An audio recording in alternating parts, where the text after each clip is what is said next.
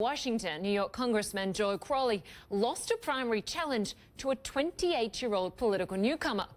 Alexandria Ocasio-Cortez, who is a self-described Democratic Socialist, spoke to Poppy Harlow last hour about her surprise victory.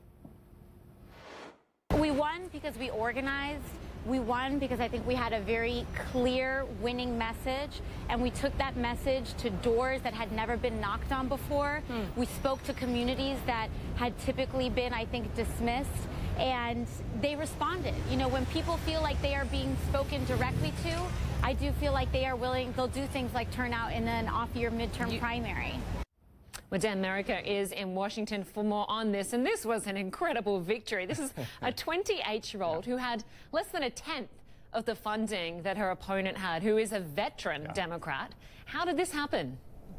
I mean, she really went after him on a number of different fronts, not only as a new generation of leaders, but she also went after him on race spaces as well. She is a Latina. She is in a district that is now majority minority, and that worked to her favor as well. But in the end, what really helped her is that she caught fire at the right time, backed by the left of the Democratic Party, and caught Joe Crowley by surprise. He's a very powerful member of Congress, and it's hard to overstate how significant this loss is to the landscape of Democrats in the House. Joe Crowley was the number 4 in the House. It was assumed that if Nancy Pelosi were to step down after the 2018 election, Joe Crowley would be the rightful heir, or certainly a large possibility to step in for her as minority or majority leader in the House of Representatives. And that is no longer. He will no longer be a member of the House of Representatives after this session, which is a remarkable occurrence. And it's important also to note that Ocasio-Cortez also went after him on policy matters. She backed defunding ICE, the immigration services here in the United States. She backed Medicare for All, which is basically a Canadian-style health care proposal here in the United States. All of that is seen as far to the left of the Democratic Party, but it worked in this New York metropolitan area district. Now, will that work nationwide? That's what remains to be seen, and that's certainly what Republicans are going to raise as they analyze this race and the importance of it on the broader context of what happens in 2018.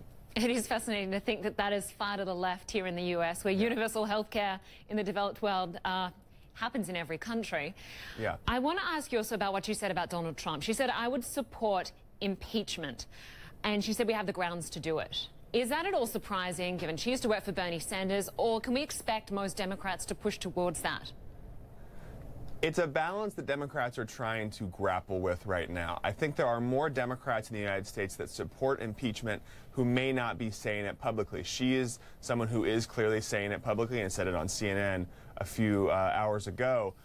But many Democrats are holding that inside and not talking about that because they think that's a bludgeon that Republicans can use against Democrats in 2018. If Republicans think that this election is all about impeaching Donald Trump, there's a high likelihood that more of Donald Trump's supporters turn out to support him in the 2018 election. And so that's why you're going to see some Democrats kind of scale back the impeachment talk, not talk about getting rid of this president, more talking about what he's doing in office and what they disagree with.